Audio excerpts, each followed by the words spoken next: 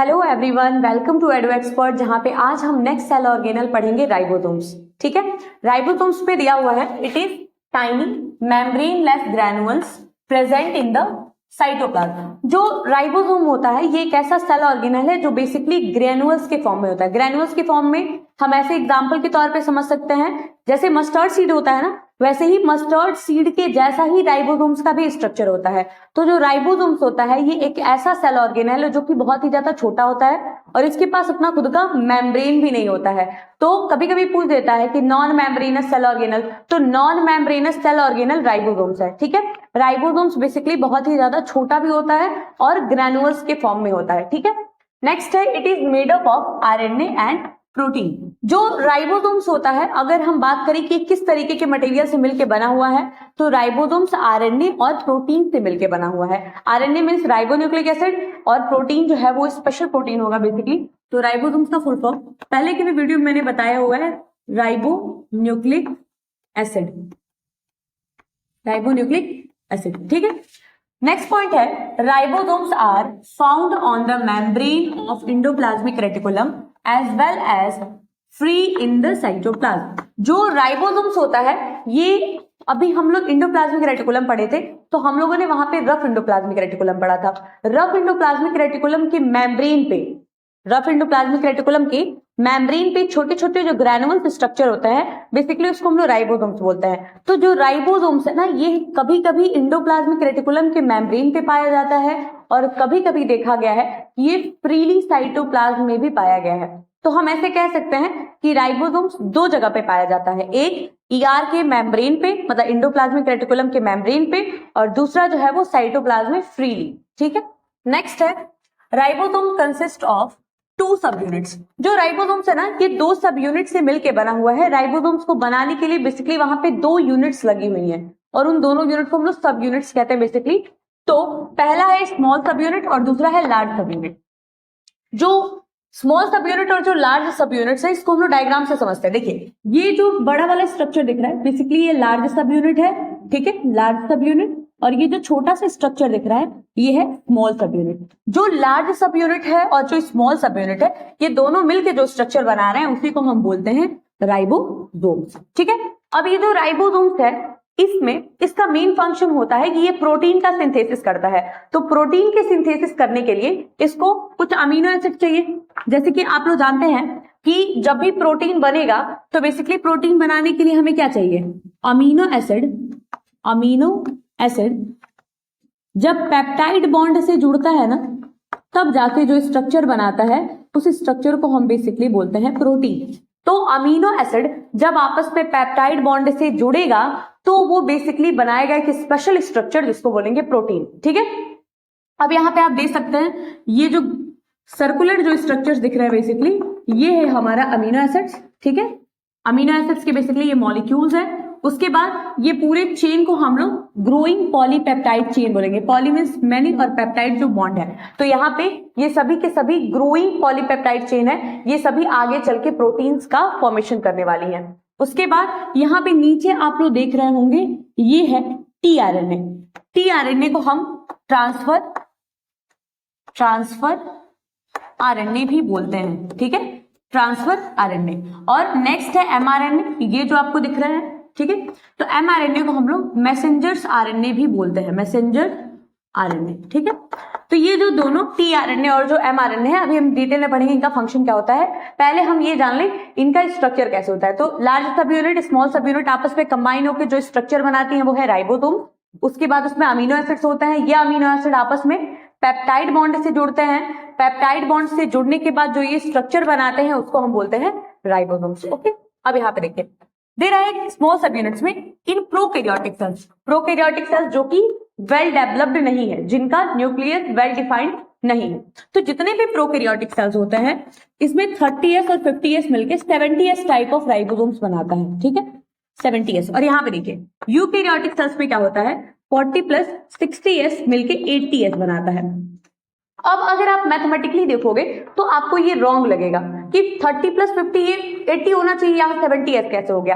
तो इसको हम लोग मैथमेटिकली नहीं बताते हैं। जब हम राइबोसोम के बारे में बात करते हैं तो बेसिकली इनका हम सेडिमेंटेशन रेट निकालते हैं, सेडिमेंटेशन वैल्यू निकालते हैं, और जो सेडिमेंटेशन वैल्यू होता है वो कभी भी हम लोग उसको मैथमेटिकली नहीं निकाल सकते हैं। बेसिकली अगर मैं एग्जांपल के तौर पे आपको समझाऊं तो आप ऐसे समझ लो कि कोई 50s का, कोई 50 स्वेटबर्ग का कोई यूनिट है और कोई 30 स्वेटबर्ग का यूनिट है। अब ये एक आपका वेट, ये आपका बड़ा यूनिट है और ये छोटा यूनिट है। अब हम लोग इसको ऐसे ही इसकी वैल्यू नहीं निकाल रहे हैं, ये जो दोनों यूनिट आपस में जब मिलेंगे तो मिलने के बाद जो इनका सेंट्रीफ्यूगेशन होगा, सेंट्रीफ्यूगेशन के बाद जो इनका होल सेडिमेंटेशन रेट होगा वो यहाँ पे आपको दिया हुआ है, जो कि मैथमेटिकली नहीं निकलता है। ठीक है, तो यहाँ पे कभी भी आप देखना, अगर आपको वेल डेवलप्ड सेल नहीं दिखेगा तो बेसिकली वेल डेवलप्ड सेल अगर नहीं है तो वहां पे 70s टाइप ऑफ राइबोसोम्स है, और अगर एकदम वेल डेवलप्ड सेल है तो वहां पे 80s टाइप ऑफ राइबोसोम्स है। ओके, अब देखिए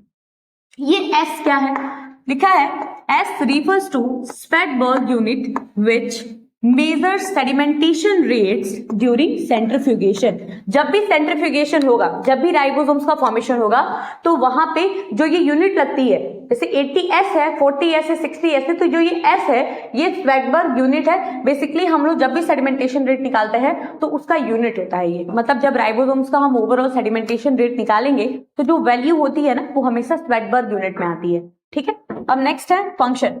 what is the function of ribosomes? तो दिया है it is the site of protein synthesis in the cell.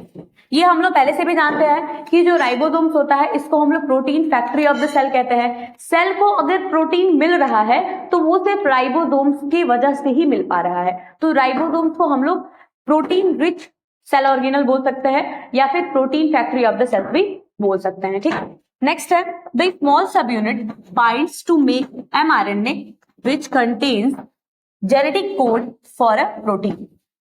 जो ये mRNA होता है, ये mRNA tRNA से जुड़ेगा बेसिकली, तो जो ये mRNA है ना ये जेनेटिक कोड कंटेन करता है। जेनेटिक कोड मतलब कि बेसिकली जो भी मैसेजेस या जो भी पर्टिकुलर कैरेक्टरिस्टिक्स या जो भी चीजें उनको ट्रांसमिट करनी है ना वो जेनेटिक कोड ये मैसेंजर आरएनए कैरी करेगा। इसका नाम भी है मैसेंजर आरएनए। तो ये बेसिकली कुछ स्पेसिफिक जेनेटिक कोड को कैरी किए रहता है जो कि आगे चल के इसको ट्रांसफर करता है।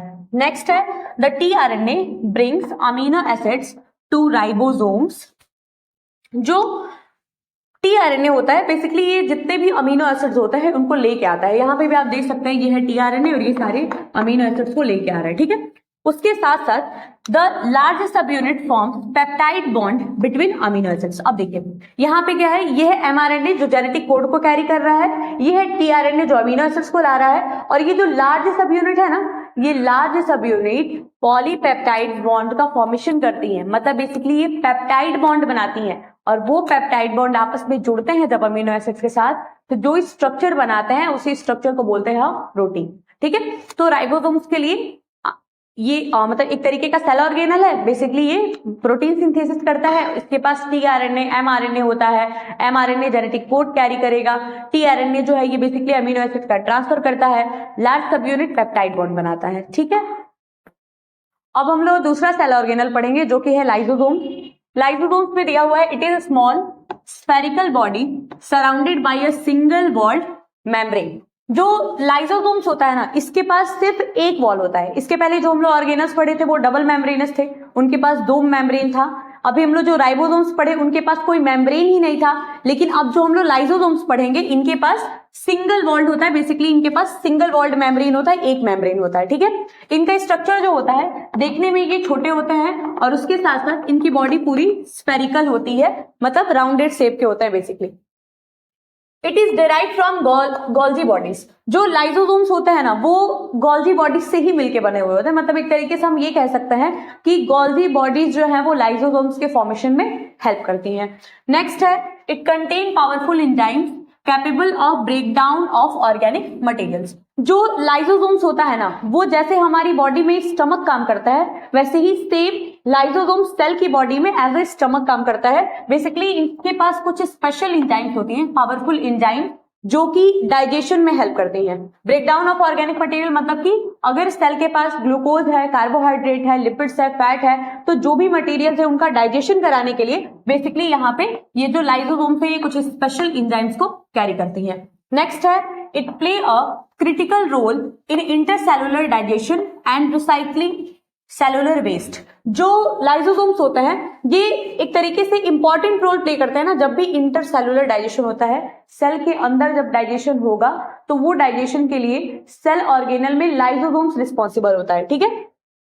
इसके साथ साथ कुछ सेलुलर वेस्ट होते हैं, सेलुलर वेस्ट जैसे कार्बन डाइऑक्साइड हो गया, तो कार्बन डाइऑक्साइड को या जो भी सेलुलर वेस्ट है उनको वहां से रिसाइक्लिंग कराने में भी ये हेल्प करता है।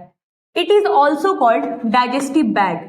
जो लाइसोसोम्स होता है इसको हम लोग डाइजेस्टिव बैग भी बोलते हैं, क्योंकि एक तरीके से सेल का जो डाइजेशन है वो टोटली लाइसोसोम्स परफॉर्म कर रहा है। डायग्राम के बेसिस से समझ लेते हैं। यहाँ पे ये जो इनका आउटर मेम्ब्रेन है, इस मेम्ब्रेन पे आपको कुछ ऐसे सर्कुलर स्ट्रक्चर दिख रहा होगा। ये मेम्ब्रेन पे जो सर्कुलर स्ट्रक्चर है इसको हम लोग बोलते हैं ट्रांसपोर्ट प्रोटीन्स। तो बेसिकली ये जो सर्कुलर स्ट्रक्चर है ये प्रोटीन के ट्रांसपोर्ट में हेल्प करेगा। इसके साथ साथ इसका ये एक सिंगल मेम्ब्रेन है, सिंगल मेम्ब्रेन। इसके साथ साथ यहाँ पे कुछ स्फेरिकल स्ट्रक्चर दिख रहा होगा। इस स्फेरिकल स्ट्रक्चर को हम हाइड्रोलाइटिक एंजाइम और कुछ को डाइजेस्टिव एंजाइम्स भी बोल सकते हैं। तो जो लाइसोसोम्स होता है वो दो तरीके के स्पेशल एंजाइम्स को कैरी कर रहा है, एक है हाइड्रोलाइटिक एंजाइम और दूसरी है हमारी डाइजेस्टिव एंजाइम्स, ठीक है।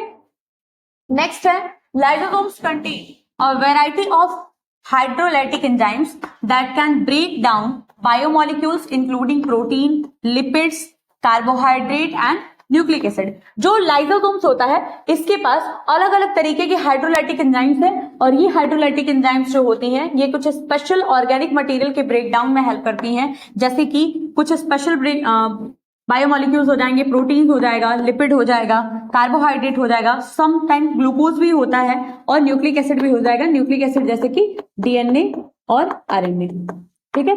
तो इन सबके डाइजेशन में ये हेल्प करती हैं। और बेसिकली ये जो कॉम्प्लेक्स बायोमोलिक्यूल्स है ना, तो इस कॉम्प्लेक्स बायोमोलिक्यूल्स के डाइजेशन में ये सिर्फ और सिर्फ हाइड्रोलाइटिक एंजाइम्स काम करती हैं, ठीक है। तो हाइड्रोलाइटिक एंजाइम्स जो भी बायोमोलिक्यूल्स हैं इनके डाइजेशन में हेल्प कर रही हैं। लाइसोसोम्स का फंक्शन क्या होता है, तो लिखा है lysosomes can destroy foreign bodies such as bacteria, damage cell etcetera. ऐसा हम कह सकते हैं ना कि जो लाइसोसोम्स होता है, अगर सेल के अंदर बाहर से कोई भी अनवांटेड मटेरियल आ जा रहा है या कोई भी फॉरेन जर्म्स, पैथोजन या कोई भी फॉरेन मटेरियल आके और सेल को डिस्ट्रॉय करेगा, तो बेसिकली जो लाइसोसोम्स है उस मटेरियल को किल कर देगा ताकि सेल को किसी भी प्रकार का प्रॉब्लम ना हो। इसके साथ साथ ये डैमेज सेल को भी एक तरीके से, जब सेल डैमेज हो जाता है तो उसको भी ये डाइजेस्ट करने में हेल्प करता है। और साथ ही साथ अगर बैक्टीरिया अगर डाई कर रहा है तो इसकी भी डाइजेशन में ही हेल्प करता है। लाइसोसोम्स के पास कुछ स्पेशल एंजाइम्स है, हाइड्रोलाइटिक एंजाइम्स। तो बेसिकली जब सेल डेड होता है तो सेल के मरने के बाद जो सेल के जो भी मटेरियल बचते हैं ना, उनको ये लाइसोसोम्स अपने हाइड्रोलाइटिक एंजाइम्स से पूरा कंप्लीटली ब्रेक डाउन कर देता है और उसके बाद वो वहां से खत्म हो जाता है। तो बेसिकली अगर देखा जाए तो लाइसोसोम्स को इसीलिए suicidal bag of the cell भी बोलते हैं, कभी कभी इसको digestive bag of the cell भी बोलते हैं। नेक्स्ट है lysosomes digest the stored food to provide energy for cellular metabolism. जब भी सेलुलर मेटाबॉलिज्म होगा, सेलुलर मेटाबॉलिज्म मतलब रिस्पायरेशन या सेलुलर रिस्पायरेशन, तो बेसिकली इन दोनों केस में जो लाइसोसोम्स है ये जो भी वहां पे फूड स्टोर्ड है ना उनका ब्रेक डाउन करेगा और ब्रेक डाउन करने के बाद एनर्जी देगा, ठीक है। तो मेन एनर्जी तो देने का काम माइटोकॉन्ड्रिया का होता है, लेकिन समटाइम जब ये डाइजेशन कराती है तो उस कंडीशन में भी ये थोड़ा बहुत एनर्जी रिलीज करती है, ठीक है। और लास्ट फंक्शन है recycle cellular components for reuse, जैसे अमीनो एसिड हो गया या फिर लिपिड्स हो गया। तो अमीनो एसिड या लिपिड्स या और भी अदर बायोमोलिक्यूल्स जो होते हैं उनको ये रीयूज में लाती हैं। जैसे उनका अगर वर्क वहां पे खत्म हो गया है तो दोबारा से उसको हम लोग रीयूज करा सकते हैं, या सेल को बेसिकली वो देगा कि तुम लिपिड्स या अमीनो एसिड का दोबारा से यूज कर सकते हो, ठीक है। उसके बाद अगर देखा जाए तो ओवरऑल तो लाइसोसोम्स को डाइजेस्टिव बैग, सुसाइडल बैग बोलते हैं। इसके पास कुछ स्पेशल हाइड्रोलाइटिक एंजाइम्स होती हैं, कुछ डाइजेस्टिव एंजाइम्स होती हैं। ये हमेशा सेलुलर डाइजेशन में हेल्प करेगा, कभी कभी ये सेलुलर मेटाबॉलिज्म में भी हेल्प करता है। तो जो लाइसोसोम्स है इसको ओवरऑल हम लोग अपनी बॉडी, जैसे हमारी बॉडी में स्टमक काम करता है वैसे ही लाइसोसोम्स जो होता है ये सेल की बॉडी में वर्क करता है।